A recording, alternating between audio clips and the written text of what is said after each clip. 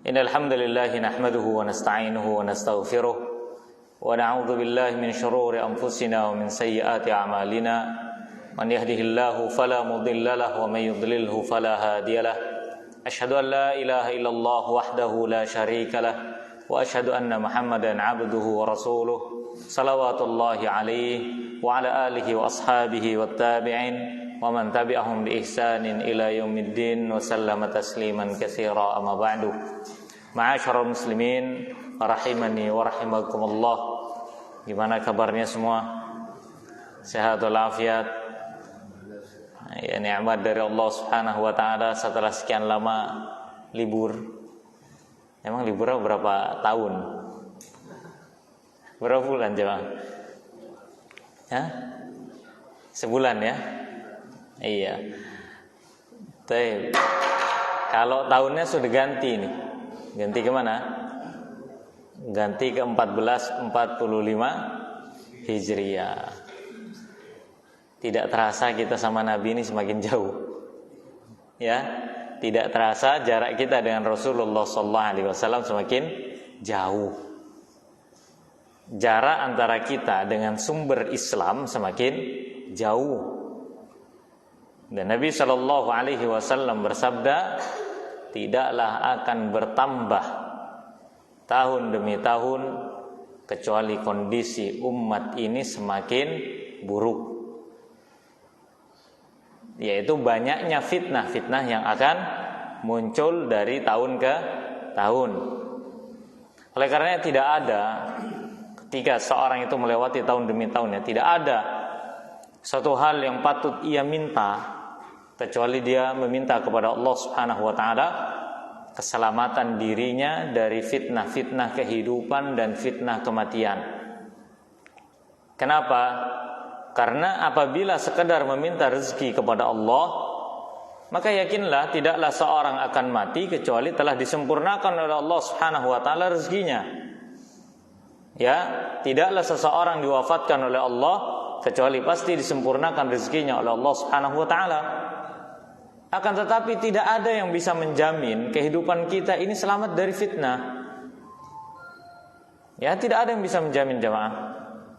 Yang bisa kita lakukan adalah istiqamah di atas pemahaman yang benar, kemudian berdoa kepada Allah Subhanahu wa taala agar supaya Allah Subhanahu wa taala menetapkan kita, mengokohkan kita di atas jalan tersebut. Karena ketika fitnah itu melanda, yang harus dipertaruhkan bukan harta, bukan. Justru semakin bertambahnya zaman, akan semakin mudah orang mencari harta. Dan Nabi SAW bersabda tentang itu. Tidaklah aku takut, ya, tidaklah aku takut dengan kondisi kalian yang miskin, tidak. Ya, akan tapi yang aku takutkan adalah ketika Allah bentangkan dunia seluas-luasnya kepada kalian, kemudian kalian fatanafasuha, kalian berlomba-lomba, ya, untuk mencari dunia, sehingga kalian lupa kepada Allah Subhanahu wa taala. Artinya apa? Setiap bertambahnya zaman, semakin Allah bukakan rezeki, sampai-sampai kita pasti akan kesulitan mencari siapa yang mau menerima sedekah kita. Saking apanya? Saking menyebarnya rezeki Allah Subhanahu wa taala dan saking mudahnya untuk dicari dari rezeki Allah Subhanahu wa taala. Dan Nabi SAW tidak pernah memperhatikan umatnya hidup miskin, enggak, karena itu sudah ada jaminan dari Allah. Ya, yang enggak ada jaminan itu adalah apakah kita senantiasa berada di atas keimanan atau tidak. Oleh karena kita masing-masing wajib berdoa kepada Allah Subhanahu wa taala agar supaya Allah Subhanahu wa taala menetapkan kita di atas jalan hidayah, di atas jalan iman dan Islam, sehingga kita menjadi orang yang selamat di dunia dan di akhirat. Amin ya rabbal alamin. Ma'asyiral muslimin rahimani wa rahimakumullah. Pertemuan terakhir kita bahas apa, jemaah? Nah, udah lupa kan? Taib, udah lupa. Yaitu tidak mencela para sahabat. Di antara prinsip-prinsip Ahlus Sunnah wal Jamaah yang harus kita yakini sebagaimana yang diyakini oleh Nabi Shallallahu Alaihi Wasallam di pertemuan yang lalu, ya, dan kita pasti sudah lupa, yaitu tidak boleh mencela para sahabat. Karena mencela para sahabat radhiyallahu anhum ajma'in merupakan bagian dari bentuk-bentuk ya menyakiti Nabi Shallallahu Alaihi Wasallam serta mengingkari kebaikan-kebaikan mereka. Ya, oleh karenanya salah satu prinsipnya seperti itu. Siapa yang mengingkari para sahabat dan mencela, maka para ulama mengatakan dia bisa keluar dari Islam. Dia bukan ahlus sunnah wal jamaah. Ada orang-orang Syiah contohnya, mereka mencela para sahabat, meskipun tidak semua, ya, meskipun tidak semua. Barang siapa yang mencela para sahabat, semuanya, sebagiannya, atau bagian-bagian kecil dari kalangan para sahabat, maka itu sudah cukup untuk mengeluarkan seseorang keluar dari ahlus sunnah wal jamaah. Oleh karena perlu berhati-hati dalam masalah ini, ya, karena sahabat radhiyallahu anhum ajma'in memiliki kemuliaan. Kemudian setelah al-aslu as-sadis, kita akan melanjutkan pada al-aslu as-sabi', yaitu usul yang ketujuh di antara usul-usul ahlus sunnah wal jamaah. Apa di antara usul ahlus sunnah wal jamaah? Yaitu mahabbatu ahli baiti Rasulillah sallallahu alaihi wasallam wa tawallihim. Asal yang ketujuh adalah mencintai ahlu baitnya Nabi sallallahu alaihi wasallam dan senantiasa memperhatikan mereka. Ma'asyiral muslimin rahimani wa rahimakumullah, perlu kita bahas masalah mencintai ahlul bait.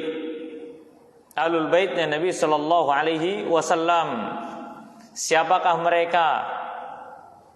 Ya, kemudian beberapa bentuk orang-orang yang mereka atau sikap mereka dalam masalah ahlul baitnya Nabi sallallahu alaihi wasallam. Ada di antara manusia yang begitu berlebih-lebihan kepada ahlul baitnya Nabi sallallahu alaihi wasallam, sehingga mereka menghormatinya melebihi derajatnya sebagai ahlul bait. Contohnya disembah segala macam, ya, bersikap ghulu, berlebih-lebihan. Maka ini dilarang dalam Islam. Golongan seperti ini ada. Ada pula golongan yang kedua, yaitu golongan yang mencela. Ya, golongan yang mencela, golongan yang membenci ahlu baitnya Nabi sallallahu alaihi wasallam. Ya, mereka mengkafirkan ahlul baitnya Nabi sallallahu alaihi wasallam. Maka ini pun salah. Ya. Kemudian ada golongan yang ketiga, yaitu orang-orang yang membenci sebagian, enggak semuanya. Kalau tadi golongan yang kedua semua, membenci sebagian dari ahlul baitnya Nabi sallallahu alaihi wasallam. Ya, mencintai sebagian dan membenci sebagian. Ini golongan yang ketiga. Ada seperti Syiah sendiri itu membenci sebagian ahlul bait dan mencintai sebagian ahlul bait. Mereka membenci istri-istri Nabi sallallahu alaihi wasallam, padahal istri Nabi masuk dalam kategori ahlul bait. Ya, ini orang Syiah seperti ini. Kemudian kelompok yang keempat, maka inilah kelompok yang selamat, yaitu ahlus sunnah wal jamaah bersikap pertengahan dalam masalah mencintai dan menghormati ahlul baitnya Nabi sallallahu alaihi wasallam. Ma'asyiral muslimin rahimani wa rahimakumullah. Dalam masalah seperti ini, siapakah yang dimaksud dan ahlul bait? Sebelum kita masuk pada pembahasan itu, perlu kita pahami bersama. Para ulama menegaskan dan menyatakan bahwasannya ketika seseorang di antara kita mendengar ada orang lain yang mengatakan saya memiliki nasab A, nasab B, nasab C contohnya, tugas kita yang mendengar adalah membenarkan. Tidak boleh mendustakan. Ini hukum asalnya. Ana keturunan ini, fam ana ini. Tugas kita adalah tidak boleh mengingkari. Kenapa? Karena yang tahu tentang nasab adalah antara dirinya dengan Allah Subhanahu wa ta'ala. Kecuali kita tahu bahwasannya si fulan tidak memiliki nasab pada nasab A contohnya, tapi dia menyandarkan kepada nasab A, maka ini hukumnya haram. Dan Nabi SAW mengatakan barang siapa yang bernasab bukan kepada nasab ayahnya, maka haram baginya surga. Ini nggak boleh bernasab kepada nasab lain selain nasabnya dia, kepada fam lain selain famnya. Dan insya Allah diantara kita semua mengerti siapa nasab kita, siapa kakek moyang kita, nenek moyang kita. Ya, di situ ada fam, ada istilah kalau bahasa Indonesia ada marga, ya kan? Iya, bahkan sebagian suku-suku di Indonesia pun masih ada yang menggunakan marganya. Apa itu boleh dalam Islam? Jawabannya boleh. Bahkan Nabi SAW bersabda, kenalilah nasab-nasab kalian karena itu mempermudah kalian untuk silaturahim. Nah, salah satu kelemahan di antara kita adalah kita nggak tahu. Saya ini bin siapa, sampai atas ketujuh itu kadang nggak tahu. Ya, taunya cuma bapak, kakek, buyut, selesai. Buyutnya buyut nggak tahu. Asal muasalah dari mana tidak tahu. Ya, giliran ada orang saya ini kayaknya saudaranya kamu, lu kaget. Saudara dari mana? Bapaknya siapa? Kenapa? Karena saking kita tidak menjaga nasab. Dalam Islam nasab itu diperhatikan dan dijaga. Kewajiban seorang muslim adalah menjaga nasab. Pahami kalimat ini. Supaya apa? Silaturahim itu tidak terputus. Karib kerabat itu saling mengenal satu sama lain. Ini wajib loh ya. Wajib. Ketika ada perselisihan contohnya, ternyata nasabnya sama, lebih mudah nggak untuk diislahkan? Lebih mudah. Karena keluarga besar akan kumpul mengislahkan dua orang yang sedang bertikai ini. Lebih mudah. Oleh karenanya agama Islam begitu memperhatikan masalah nasab. Ya, tahu nggak kenapa perzinahan itu dilarang? Karena perzinahan itu merusak nasab. Itu alasan utama, bukan sekedar haramnya perzinahan karena memang haram, tidak. Alasan utamanya adalah zina itu dapat merusak nasab. Bayangkan itu, betapa perhatiannya Islam terhadap masalah nasab. Sampai-sampai ada suatu amalan tercatat dosa apabila sudah menyentuh pada kerusakan berkaitan dengan masalah nasab. Jadi karena nasab dalam Islam nggak bisa main-main jamaah.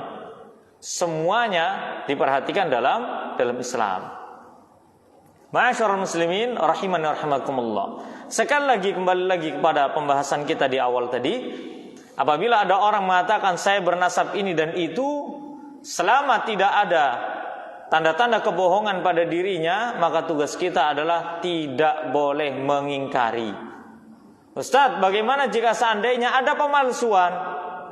Anda bisa menegurnya, ya, atau jika seandainya memang benar-benar dia memiliki nasab dan kita meragukan nasab tersebut, ini perlu hati-hati.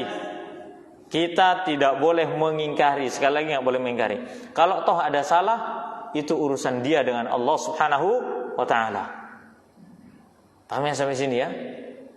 Nggak boleh. Ya, kecuali orang yang ngaku-ngaku dan kita tahu kalau dia ngaku-ngaku contohnya, maka silakan diberikan peringatan. Akan tapi apabila dia memang benar-benar memiliki nasab itu, maka tidak boleh bagi kita untuk mengingkari orang yang mengaku dan menyebutkan nasabnya. Ma'asyiral muslimin rahimani wa rahimakumullah. Memang masalah ini sedang rame-ramenya ya. Ya alhamdulillah. Ya kita bisa membahas ini. Artinya apa? Inilah sikap pertengahan dari Ahlus Sunnah wal Jamaah. Iya jamaah, nasab itu bukan untuk diributkan sebenarnya.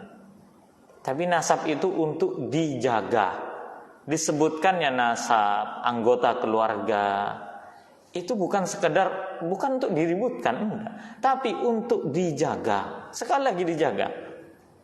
Agar supaya kita tahu mana anggota keluarga kita, karib kerabat kita bisa menyambung mereka. Ya. Makanya kadang kalau anak ngobrol itu ya sama jamaah-jamaah di sini, kadang anak sendiri bingung. Itu Ustaz misanan anak yang ini juga, ini misanan anak, ketemu begini. Oh, Masya Allah berarti. Ya, menjaga kekerabatan itu di zaman sekarang tuh sulit. Jemaah, betul nggak? Iya, paling setahun sekali ketemunya. Pas Rioyo, pas hari raya, betul kan? Iya. Anggota grup keluarga isinya ribut aja. Ada anggota grup keluarga Ustaz di WhatsApp. Tapi rasa-rasanya kita nggak bisa bangun silaturahmi di situ. Sekali posting isinya onar semua. Ya, isinya keributan semua. Nggak ada apa yang gimana kabarnya karib kerabatku sekalian. Nggak ada. Adanya apa? Anak mau nyoblos nomor 1, ente nomor 2, ente nomor 3. Benar nggak? Ya, ente nomor 4. Anak yang Z, ente yang X, ente yang D. Ente yang ini. Urusan perpolitikan ditaruh di grup keluarga. Wassalam. 2-3 orang left, keluar dari grup. Terputus nggak silaturahim? Terputus. Banyak nggak keributan dari grup keluarga? Banyak. Kapan grup keluarga akur dan adem ayem? Kalau ada tulisan Inna lillahi wa inna ilaihi roji'un. Baru keluarga responnya, keluar doa Allahumma firlahu warhamhu wa'afi. Kita nggak dengar itu doa dari grup keluarga kecuali kalau ngumumin Inna lillahi wa inna ilaihi roji'un. Betul nggak? Iya. Isinya kalau nggak guyonan, dunia perpolitikan, persilatan dakwah, keributan dan yang lainnya, nggak ada adem ayemnya. Ya masalah sepak bola aja sampai ribut di grup keluarga. Ya Allah ya Rahman. Makanya ini menunjukkan bahwasanya kita ini meskipun tahu ya nasab-nasabnya, tapi juga ributnya sama kerabat. Itu kan biasa, Ustaz. Iya, seperti garam dalam masakan. Tapi kalau kebanyakan ya asin. Akhirnya banyak nggak cocoknya. Ya, maka disinilah tugas kita adalah memperbaiki hubungan dan karib kerabat, menjaga nasab kita agar supaya kita bisa menyambung tali silaturahim dengan karib kerabat kita. Kemudian ma'asyiral muslimin rahimani rahimakumullah, siapa yang dimaksud dengan ahlul baitnya Nabi sallallahu alaihi wasallam? Ya. Di antara ahlul baitnya Nabi sallallahu alaihi wasallam adalah pertama istri-istri beliau. Karena Allah Subhanahu wa taala telah mengatakan dalam Al-Qur'an, ya nisa'an nabi, wahai istri-istri Nabi. Setelah menyebutkan lafaz itu, Allah Subhanahu wa taala menyebutkan kembali, innama yuridullahu liyudhhiba 'ankumur rijsa ahlal baiti wa yutahhirukum tathhira.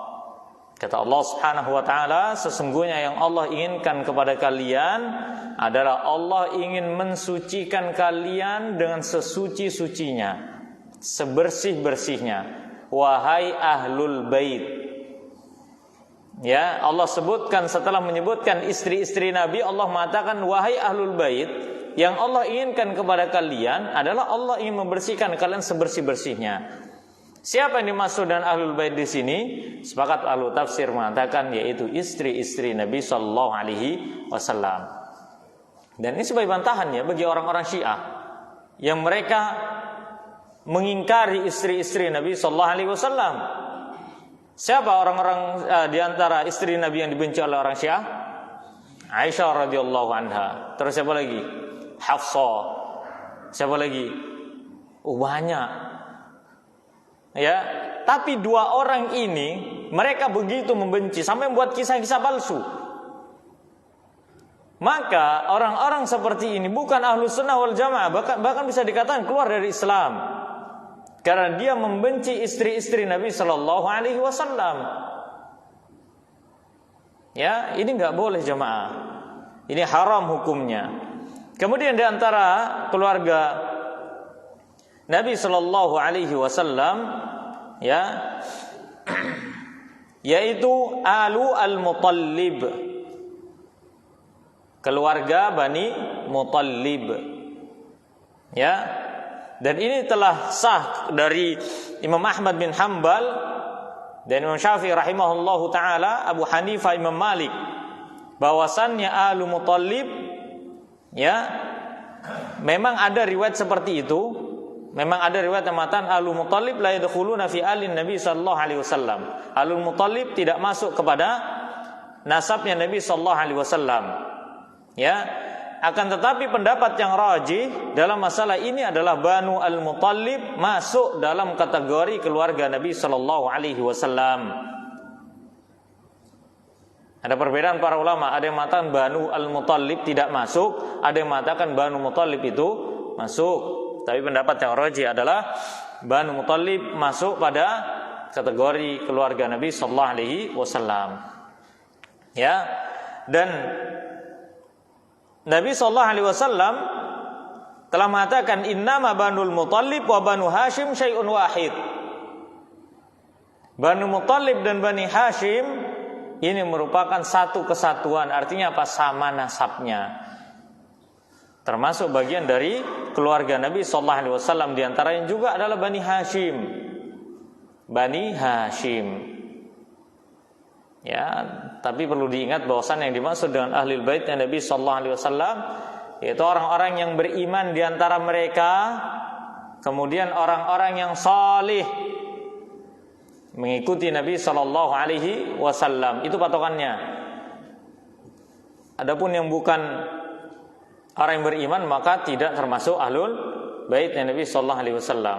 Kalau dia orang kafir meskipun keturunannya sampai kepada Nabi sallallahu alaihi wasallam, dia murtad dari Islam contohnya, atau dia kufur kepada Allah, maka ini tidak termasuk ahlul baitnya Nabi sallallahu alaihi wasallam. Contoh Abu Jahal, Abu Lahab, ya, maka itu tidak termasuk keluarga Nabi sallallahu alaihi wasallam.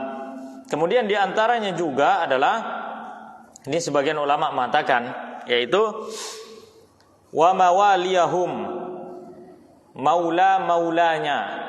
Apa maula? Mantan budak Nabi sallallahu alaihi wasallam. Ini sebagian para ulama menyatakan demikian. Ya. Baik.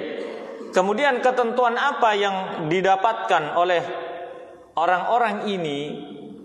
Ya, ada beberapa ketentuan, diantaranya dia berhak untuk dihormati.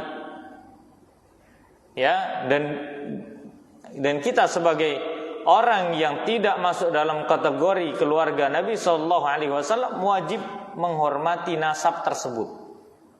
Karena Nabi sallallahu alaihi wasallam bersabda, ya, kata Nabi sallallahu alaihi wasallam, "Udzakirukumullah, Allahu fi ahli baiti." Aku ingatkan kalian, ya, dengan keluargaku. Aku ingatkan kalian, ya, dengan keluargaku. Artinya Allah Subhanahu wa taala memerintahkan kita untuk menjaga keluarga Nabi sallallahu alaihi wasallam. Menjaga keluarga Nabi sallallahu alaihi wasallam fi ahli baiti. Dalam ayat yang lain mengatakan, taraktu fikum amrain, kitabullah wa itrati. Ya, saya tinggalkan bagi kalian dua perkara, yaitu kitabullah dan anak keturunanku. Akan tapi di sini para ulama mengatakan anak keturunan yang seperti apa yang dianjurkan oleh Nabi sallallahu alaihi wasallam, yaitu anak keturunan yang sesuai dengan sunnah Nabi sallallahu alaihi wasallam. Ya, oke, kita akan bahas ya di sini. Dan ingatlah bahwasannya di sini Syekh Fauzan hafizahullah taala mengatakan wal aslu fi ahli bait qurabatun nabi. Hukum asal pada ahli bait adalah kerabatnya Nabi sallallahu alaihi wasallam, tidak boleh kita ingkari. Haram hukumnya. Wal muradu bihim huna as-salihuna minhum khassatan. Yang dimaksud di sini adalah orang-orang yang saleh di antara mereka lebih khusus lagi. Ya.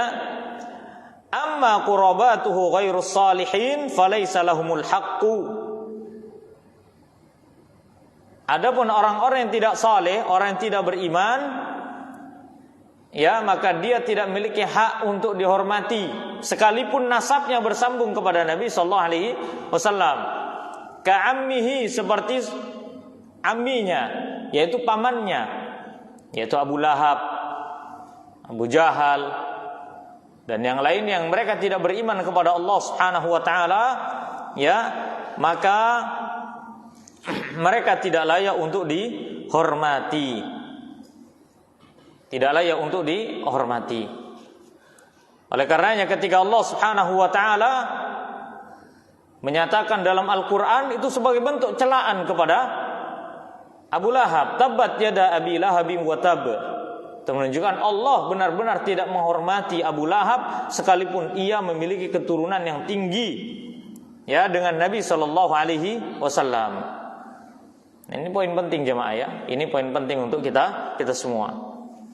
Kemudian beliau mengatakan famujarradul qurabati minar rasuli sallallahu alaihi wasallam wal intisabi ilaihi min ghairi salahin fid dini la yughni sahibuhu minallahi syai'a. Ya, kata penulis hafizahullah taala, maka orang yang sekedar memiliki kerabatan kepada Nabi dan memiliki nasab, akan tapi tidak bagus agamanya, tidak bagus amalnya, maka dia tidak akan memiliki apapun di sisi Allah Subhanahu wa taala. Maka kata Nabi sallallahu alaihi wasallam mengatakan apa? Faman batta'a bihi 'amalu lam yusri' bihi nasabu. Siapa yang amalannya itu lambat, maka tidak akan pernah bisa dipercepat dengan nasabnya. Jadi kalau dia nggak sholat jamaah di masjid, ya sudah, dia nggak dapat pahala 27 gitu loh, meskipun nasabnya bersambung kepada Nabi sallallahu alaihi wasallam. Ya, adapun orang yang tidak bernasab kepada Nabi sallallahu alaihi wasallam, tidak memiliki nasab kepada Nabi sallallahu alaihi wasallam dari kalangan umat Nabi, orang biasa contohnya, dia mantan budak contohnya, ketika dia sholat di masjid, maka dia akan mendapatkan pahala berapa? 27. Dan itulah kemahaadilan Allah Subhanahu wa taala, dan Nabi telah menyatakan demikian, wa man batta'a bihi 'amalu lam yusri' bihi nasabu. Siapa yang amalannya lelet, amalannya sedikit, amalannya terlambat, maka tidak akan pernah bisa dipercepat karena sebab nasabnya. Ya, oleh karenanya patokan seseorang itu baik tidak sekedar pada nasabnya, akan tetapi patokan seseorang itu baik adalah bagaimana ia bagus dalam masalah keyakinan dan agamanya. Ketika ia memiliki kedua-duanya, merupakan bagian dari nikmat Allah Subhanahu wa taala yang Allah berikan kepadanya, yaitu kebagusan nasab, tingginya nasab, kemudian bagusnya amal. Ya. Jadi bagusnya amalan saleh. Karena sungguhnya setiap nasab yang tidak disertai dengan amalan saleh, maka itu merupakan bagian dari kerugian besar. Kenapa dia tidak berusaha manfaatkan nasab yang Allah berikan kepadanya berupa anugerah tersebut untuk menopang dirinya, mendapatkan pahala yang double, betul kan? Iya, harusnya bisa dimanfaatkan itu jemaah untuk mendapatkan pahala yang double di sisi Allah Subhanahu wa taala. Kemudian ma'asyiral muslimin rahimani wa rahimakumullah, Nabi sallallahu alaihi wasallam bersabda kepada keluarganya, "Ya ma'syar Quraisy, wahai kaum Quraisy, ya ishtaru anfusakum la ughni ankum minallahi syai'a." Ishtaru anfusakum, silakan lindungi diri kalian masing-masing. La ughni ankum minallahi syai'a, karena sungguhnya aku tidak memiliki kemampuan apapun untuk melindungi kalian dari Allah Subhanahu wa taala, yaitu dari azab Allah. Silakan kalian lakukan apapun yang kalian inginkan. Ya, silakan jaga diri kalian masing-masing wahai kaum Quraisy, karena sesungguhnya aku tidak memiliki kemampuan untuk melindungi kalian dari azab Allah Subhanahu wa taala. Lihat sabda Nabi sallallahu alaihi wasallam. Lebih spesifik lagi, apa kata Nabi? Ya Abbas, ammu Rasulillah. Wahai Abbas, pamannya Nabi sallallahu alaihi wasallam, la ughni anka minallahi syai'a. Sesungguhnya aku, wahai Abbas, pamanku, aku tidak memiliki kemampuan apapun untuk melindungi dirimu dari azab Allah Subhanahu wa taala. Yang menyatakan demikian siapa? Nabi sallallahu alaihi wasallam. Ya, kemudian Nabi mengatakan lagi, ya Safiyah, ammatu Rasulillah. Wahai Safiyah, bibinya Rasul sallallahu alaihi wasallam, la ughni anki minallahi syai'a.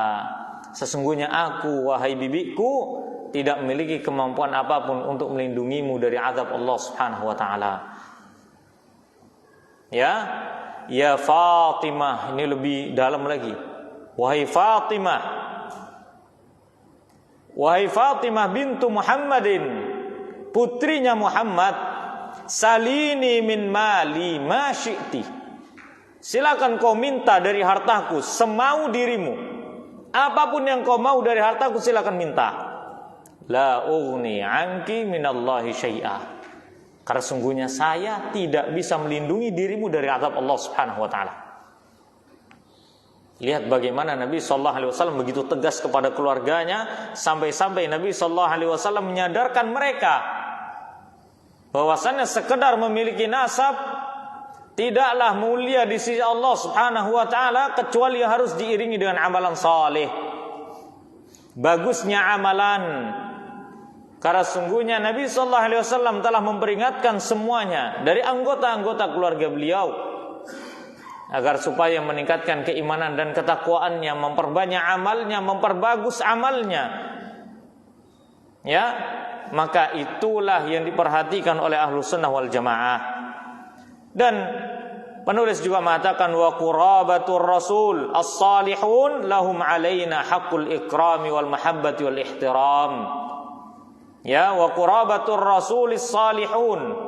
Adapun karib kerabatnya dan karib kerabat Rasul sallallahu alaihi wasallam yang salih, maka mereka memiliki hak yang harus kita tunaikan, berupa hak kemuliaan, kecintaan dan kehormatan. Kita harus memuliakan mereka, mencintai mereka, kemudian menghormati mereka. Wala yajuzu lana an naghluwa fihim. Tidak boleh bagi kita untuk ghulu, bersikap berlebih-lebihan kepada mereka. Ya, fanataqarrabu ilaihim bi syai'in minal ibadah. Kita mendekatkan diri kepada Allah dan mendekatkan ibadah kepada mereka. Ini enggak boleh. Seperti beribadah kepada ahli baitnya Nabi, ini enggak boleh, haram hukumnya. Menyembah, mengkultuskan, maka ini tidak boleh dan dilarang dalam Islam. Ya, jadi sikap Ahlus Sunnah wal Jamaah itu tidak membenci dan tidak pula bersikap ghulu. Tidak membenci itu dalam artian kita tidak membenci mereka karena mereka memiliki kemuliaan nasab di sisi Allah Subhanahu wa taala dan Rasulnya.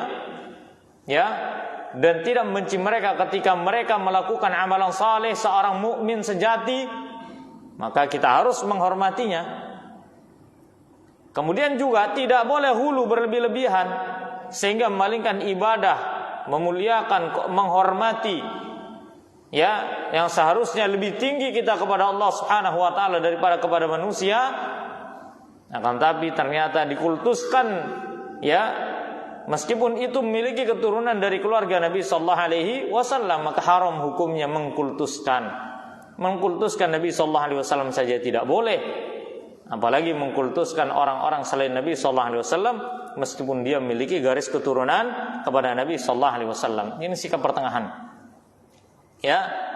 Au na'taqidu fihim annahum yanfa'un au yadurrun min dunillah, atau meyakini bahwasannya mereka bisa mendatangkan manfaat atau menolak mudarat dari selain Allah Subhanahu wa taala, ini enggak boleh. Lianna Allah Subhanahu wa taala yaqulu li nabiyhi, "Qul inni la amliku lakum darran wala rasyada." Ya, karena Allah Subhanahu wa taala berfirman kepada Rasul sallallahu alaihi wasallam untuk berkata kepada umatnya semua, katakanlah, sungguhnya aku tidak memiliki kemampuan apapun atas kalian untuk menolak mudarat dan mendatangkan manfaat. Nabi saja yang mengatakan demikian loh ya. Tidak bisa mendatangkan mudarat, tidak bisa menolak mudarat, dan tidak pula ya mendatangkan manfaat. Qul la amliku li nafsi naf'an wala dharran illa ma syaa Allah. Kata Allah, katakan wahai Muhammad, aku tidak memiliki kemampuan kepada diriku untuk mendatangkan manfaat atau menolak mudarat kecuali apa yang telah dikehendaki oleh Allah Subhanahu wa taala. Walau kuntu a'lamul ghaiba lastaksartu minal khairi wa ma massani su. Jika seandainya benar-benar ya aku ini tahu tentang perkara ghaib, kata Nabi, niscaya aku pasti akan mendapatkan banyak kebaikan dan tidak ada satupun yang bisa mencelakakan diriku. Coba bayangin ya. Sama Allah Subhanahu wa taala, Nabi sallallahu alaihi wasallam diperintah untuk apa? Untuk mengatakan demikian. Kalau seandainya saya tahu perkara ghaib nih ya, saya pasti akan untung terus. Saya pasti akan mendapatkan kebaikan terus, selamat terus, enggak ada ya gangguan apapun. Tapi nyatanya apa? Nabi berdakwah diganggu enggak? Diganggu. Apakah Nabi tahu tentang perkara ghaib sebelum kejadian? Enggak. Nabi tidak tahu itu. Maka kata Allah Ta'ala apa? Ya qul la amliku li nafsi naf'an wala dharran. Saya tidak bisa mendatangkan manfaat dan tidak bisa menolak mudarat kecuali atas takdir dan izin dari Allah Subhanahu wa taala. Kehendak Allah semua itu. Lalu Nabi sallallahu alaihi wasallam saja pada saat beliau berdakwah diganggu oleh orang kafir Quraisy, dicelakai, hampir dibunuh, dilempar jeroannya unta. Kalau seandainya Nabi sallallahu alaihi wasallam tahu tentang perkara gaib, niscaya Nabi sallallahu alaihi wasallam ya tidak akan terkena itu semua. Dan ini bukti kepada kita semua bahwasannya Rasul sallallahu alaihi wasallam pun manusia biasa, akan tapi perbedaannya dengan kita adalah diberikan wahyu oleh Allah Subhanahu wa taala dan diberitahukan tentang perkara-perkara gaib. Nabi tahu tentang perkara gaib kalau dikasih tahu oleh Allah Subhanahu wa taala. Kalau enggak dikasih tahu ya sudah. Beliau tidak pernah mengaku-ngaku mengetahui ini dan itu, enggak pernah. Semuanya atas wahyu dari Allah Subhanahu wa taala. Adapun orang sekarang ya banyak ngakunya, enggak ada buktinya. Ngakunya, ketinggian, Pak. Sampai pengakuannya itu, khurafatnya itu enggak masuk akal sudah. Udah enggak masuk akal. Rasul aja enggak bakal. Ini kayaknya lebih dari Rasul deh. Khurafatnya itu lebih dari Rasul gitu loh. Contoh, enggak tidur 30 tahun. Kok iso gitu loh. Enggak. Nabi tidur apa enggak? Tidur. Enggak ada. Oh, ini kan karomah. Karomah itu enggak bakal melebihi mukjizat. Enggak ada ceritanya karomah melebihi mukjizat. Gitu loh. Mukjizat itu paling tinggi, karomah nomor sekian. Enggak ada cerita karomah itu lebih luar biasa daripada mukjizat, enggak ada. Kalau ada orang ngomong karomah begini-begini lebih daripada mukjizat, nah ini perlu dicurigai. Ya, ini khurafat, apalagi tidak ada bukti konkretnya, enggak ada sanad yang benar. Dan ini sangat mustahil sekali orang enggak tidur 30 tahun. Enggak tidur. Rasul saja didatangi para sahabat, saya tidak akan tidur malam hari, saya akan sholat malam. Satunya saya tidak akan menikah, saya mau ibadah saja. Satunya lagi saya akan puasa, tidak akan makan. Apa kata Nabi? Ini anam, saya makan, saya tidur, saya makan, saya menikah. Faman raghiba an sunnati falaysa minni. Barang siapa yang benci sunnahku maka bukan bagian dari golonganku. Wallahu a'lam bishawab. Waktu adzan, ya silakan adzan dulu.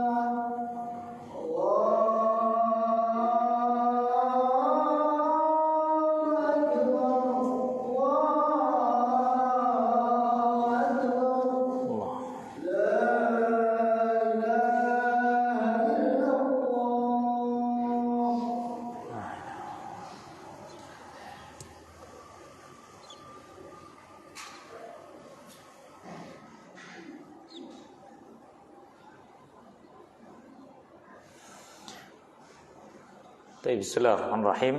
Alhamdulillahirabbil alamin wassalatu wassalamu ala Rasulillah ba'd.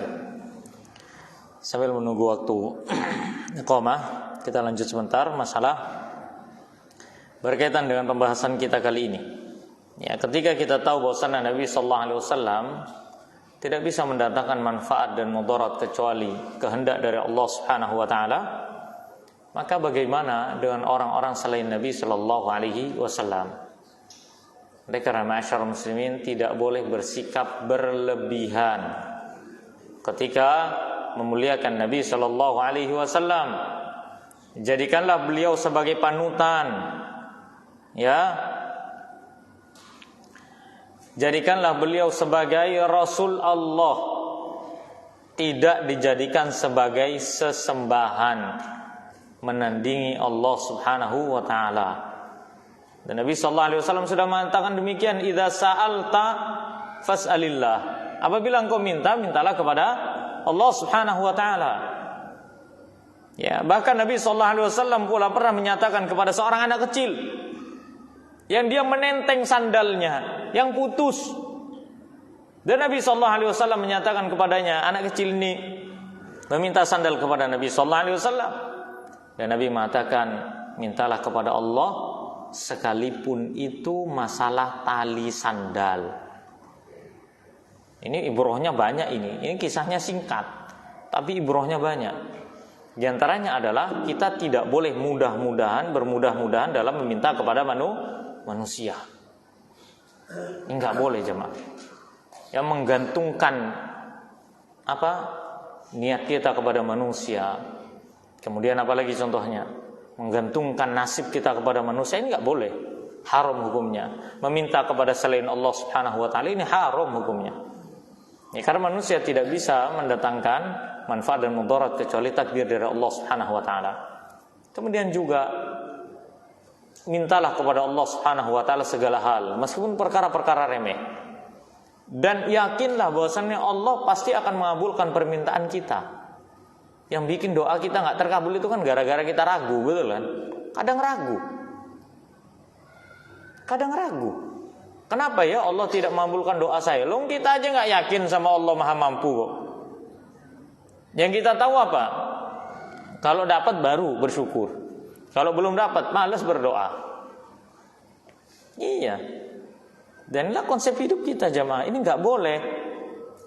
Kita minta kepada Allah segala hal, kebaikan hidup, dunia, akhirat, minta ke Allah. Punya anak, minta kebaikan kepada Allah atas anak-anak kita. Punya istri, punya keluarga, minta kebaikan kepada Allah, doakan pasangan hidup kita. Dan kita pasangan hidup nggak didoain, berantem aja kerjaan. Ya, iya. Disebar terus aibnya, ya Allah punya bini begini. Istrinya juga giliran sudah ketemu sama harim-harim yang lain, ya, ketemu sama perempuan-perempuan yang lain, sama saudari-saudarinya, dia akan bercerita, aduh saya punya suami kok begini, anak punya rejal kok begini, yang rejal begitu, anak kok punya harim begini. Harusnya apa? Saling mendoakan satu sama lain untuk kebaikan. Ya, untuk kebaikan. Kapan kita sudah mendoakan anggota keluarga kita dengan kebaikan, karib kerabat? Mintalah tolong kepada Allah dan mintalah hanya kepada Allah Subhanahu wa taala, tidak kepada yang lain. Ya, tidak kepada yang lain. Meskipun dia orang yang mulia semulia-mulianya, tetap kita tidak boleh meminta sesuatu, ya, artinya dalam masalah tauhid ya. Ini konsepnya dalam masalah tauhid, mendatangkan manfaat ataupun mudarat, ya, kecuali kita minta kepada Allah Subhanahu wa taala. Ma'asyiral muslimin rahimani wa rahimakumullah. Maka inilah pembahasan kita di malam hari ini berkaitan dengan Ahlul Bait Nabi sallallahu alaihi wasallam. Pertama, kesimpulan adalah tugas kita adalah tidak mengingkari nasab mereka, nggak boleh, haram hukumnya. Yang kedua, menghormati mereka apabila mereka berada di atas kesalihan agama Nabi sallallahu alaihi wasallam. Ya, kemudian yang ketiga adalah tidak mengkultuskan mereka. Wajib memuliakan mereka, akan tapi tidak boleh pada derajat mengkultuskan. Ya. Dan kewajiban kita adalah hanyalah beribadah kepada Allah Subhanahu wa taala. Kemudian yang keempat adalah bahwasannya semulia-mulia manusia memiliki nasab, apabila tidak diiringi dengan amal saleh, maka nasab itu tidak akan berguna baginya di sisi Allah Subhanahu wa taala. Ya, mungkin ini saya bisa kita sampaikan di malam hari ini, semoga ini manfaat untuk kita semua, untuk anak pribadi dan para jamaah sekalian, dan semoga Allah Subhanahu wa taala senantiasa memberikan keistiqomahan kepada kita di atas manhaj yang benar sehingga kita selamat di kehidupan dunia dan akhirat. Wallahu a'lam bishawab. Subhanakallahumma rabbana bihamdika asyhadu an la ilaha illa anta astaghfiruka wa atubu ilaik. Wassalamualaikum warahmatullahi wabarakatuh.